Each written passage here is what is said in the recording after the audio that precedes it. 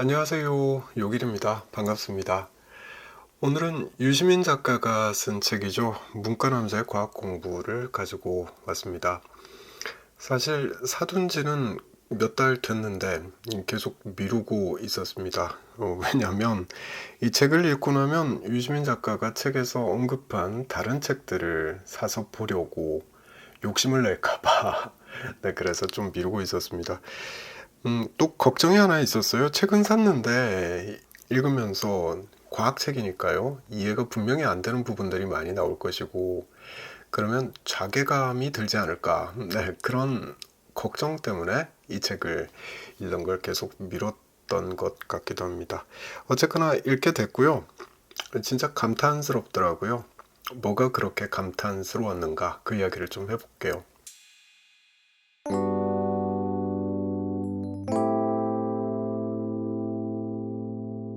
네, 이 책은 2023년 6월에 발간됐습니다. 이후에 계속 베스트셀러였죠.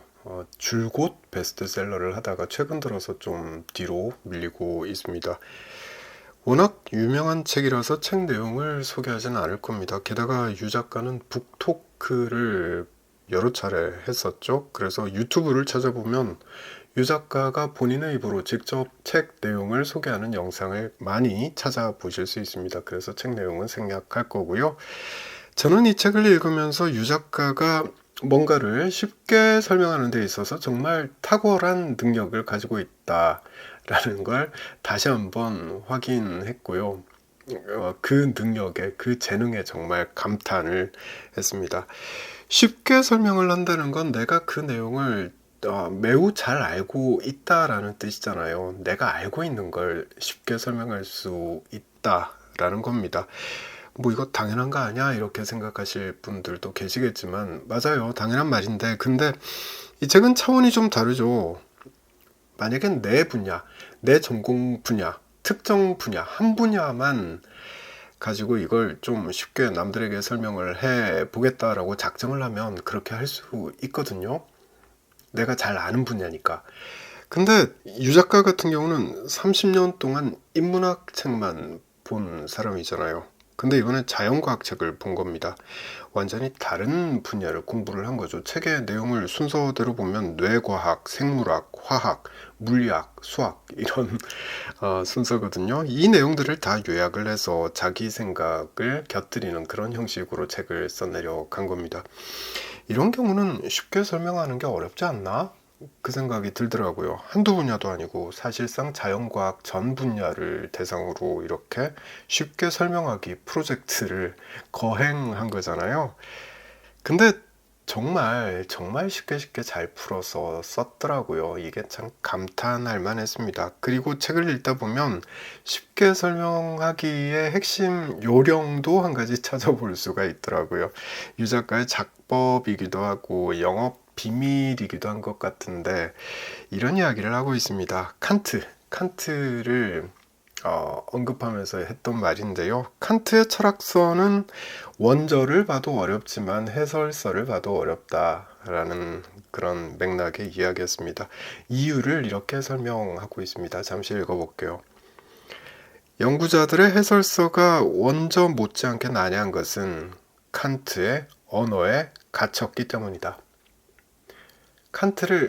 칸트의 언어로 해설하려다 보니까 어려워진 거다라는 말을 하는 거예요. 그러니 틀에서 벗어나야 한다라는 말을 유시민 작가는 하고 있는 거죠.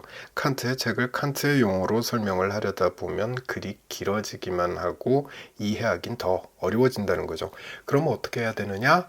네, 칸트의 용어가 아니라 자기 용어, 그러니까 내 용어로 풀어서 설명을 해야 된다. 라는 말을 하고 있는 겁니다. 어려운 개념을 일반인들도 사용하는 그런 쉬운 단어들을 끌어와서 설명할 줄 알아야 한다. 라는 말이 되는 거죠.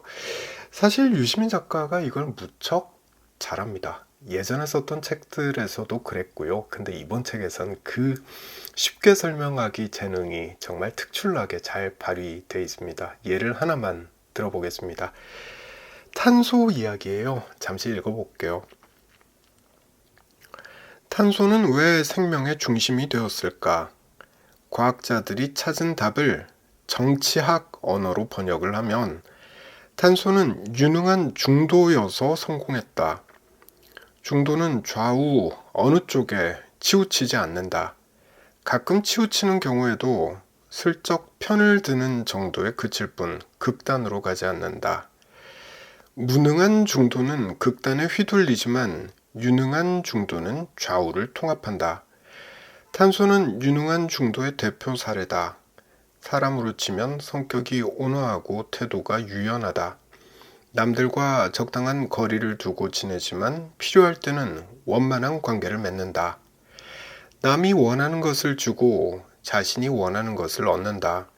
무엇이든 되는 쪽으로 일을 만들어 나간다. 네, 진짜 탁월하죠. 탄소를 설명하면서 정치학 언어를 동원하죠. 뭐 어려운 용어도 아닙니다. 중도라는 단어를 끌어오죠. 탄소는 유능한 중도다. 네, 재밌잖아요. 탁월하고 재미있는 표현이었습니다. 자, 그리고 유 작가는 자기가 갖고 있는 지식을 정말 잘 활용하죠. 양자역학을 설명하면서 칸트 철학을 끌어오고요. 거울 신경세포를 설명하면서 맹자의 측은지심을 이야기합니다. 동서양의 지식을 이렇게 아우르는 거죠. 이걸 누구나 알아들을 수 있는 일반인의 언어로 설명해냅니다. 그러니 읽는 사람들이 무척 쉽게 이해할 수가 있는 거죠. 유시민 작가는 스스로를 지식 소매상이라고 말합니다. 지식 소매상. 이렇게 풀이할 수 있겠습니다. 세상에 나와 있는 온갖 지식을 다 사람들이 접할 수는 없으니 내가 나서서 그 지식들을 필요한 것만 모아서 잘 가공해서 판매를 하겠다. 이런 의미로 지식 소매상이라는 단어를 쓰고 있는 것 같습니다. 그래서 써낸 책들이 청춘의 독서, 또 거꾸로 읽는 세계사, 네, 이런 책들이었던 거예요. 아마 이 책 문과남자의 과학공부, 이 책이 앞으로 유시민 작가의 지식 소매상으로서 써낸 대표작으로 앞으로 아주 오랫동안 기억에 남게 되지 않을까 그런 생각을 해보게 됐던 것 같습니다. 자, 그리고 또 하나 언급하자면 유시민 작가 말빨이 정말 장난 아닌 분이죠. 무척 논리적입니다. 인문학적 논리로 잘 무장하신 분이죠. 근데 이젠 네, 이과 지식으로도 무장을 했습니다. 유시민이 더 강력해졌다. 네, 이렇게도 말할 수 있지 않을까 싶습니다.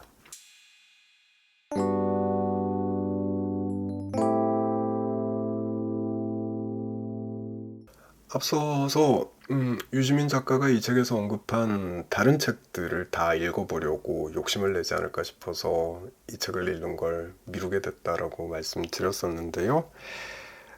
좀 더 자세히 말하자면 걱정거리가 있었죠. 책은 샀는데 읽어보다가 내용을 이해하지 못할까봐, 다들 과학책이니까요.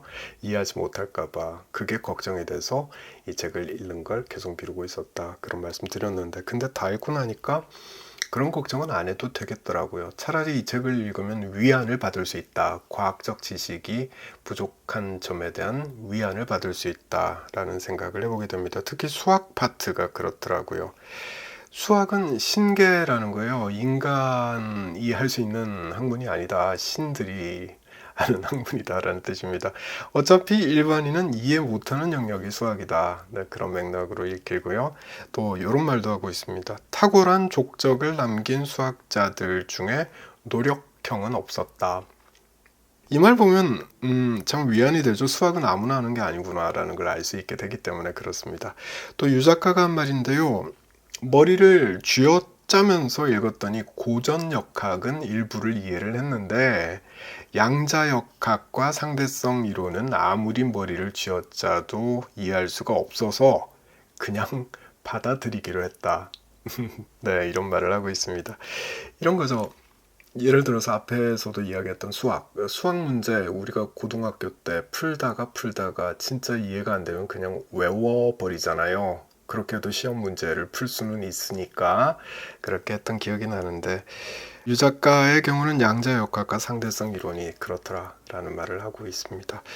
이런 말을 들으니까 위안이 되는 거죠. 책 샀다가 읽으면서 과학책에서 모르는 내용이 나와도 그냥 받아들이자. 네, 그런 마음가짐이면 이 책들도 다 읽어낼 수 있겠구나 라는 생각을 해봤습니다. 자, 오늘 영상은 여기까지 하겠습니다. 저는 다음에 다른 책 들고 다시 찾아올게요.